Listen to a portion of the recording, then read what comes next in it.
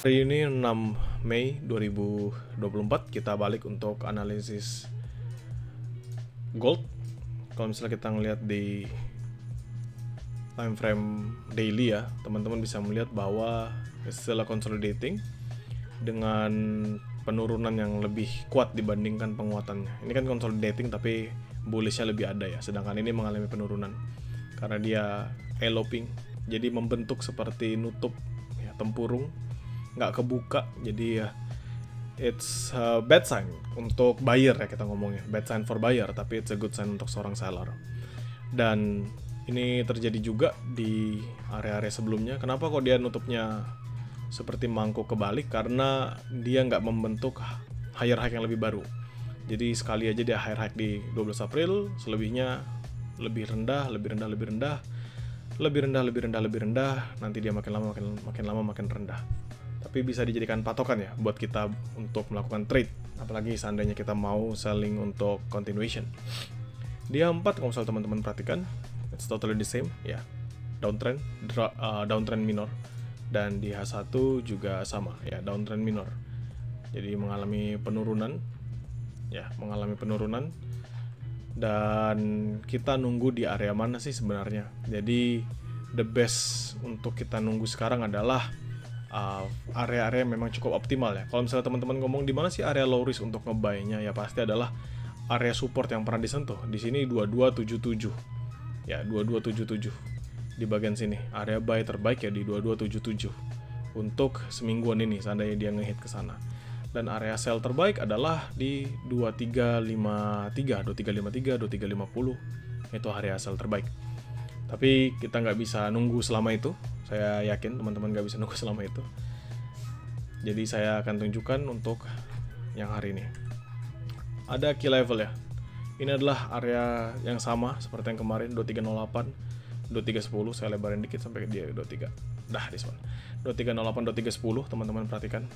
Ini adalah area yang saya marking beberapa waktu yang lalu. Kenapa? Karena dia merupakan area sell terbaik. Ya, area sell terbaik. Dikecualikan dari NFP ya. Jadi dia drop, nahan, ini drop. Bahkan ketika NFP juga dia close-nya masih di bawah itu dan dia lanjut drop ya. Teman-teman bisa ngeliat. Artinya apa? 2308 ini cukup signifikan. So this is our new key level. Yang artinya kalau misalnya breakout, maka dia akan lanjut ke bawah. Minimal dari 2308 turun ke 2303, 2300. Ya, di 2308 ini.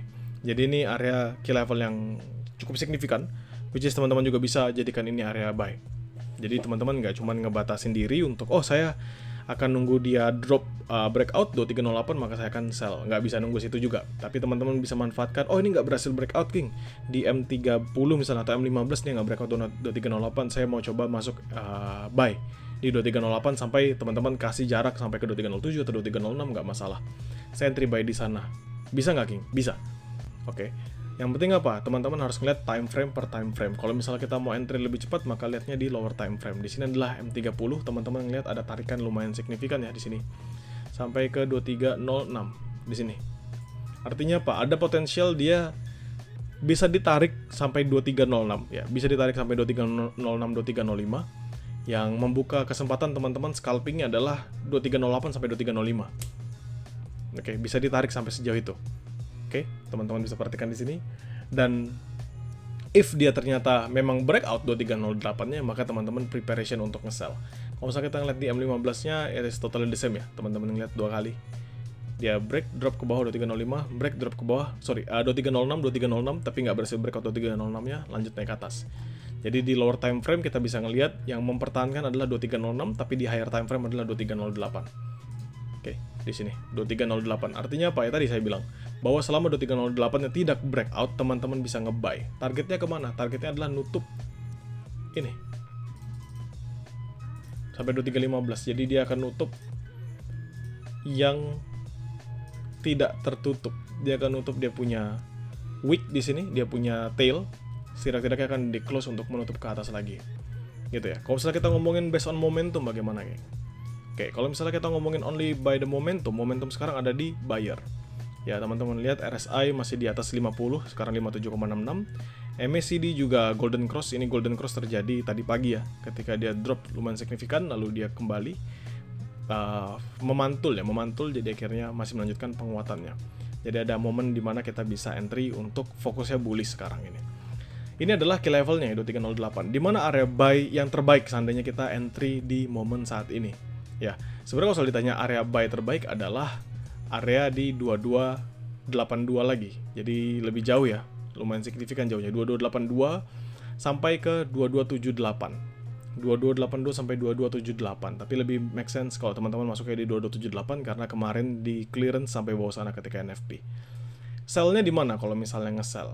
Nge-sell itu sebenarnya paling dekat di 2320. Itulah kenapa tadi saya bilang 2320 adalah area resisten ya.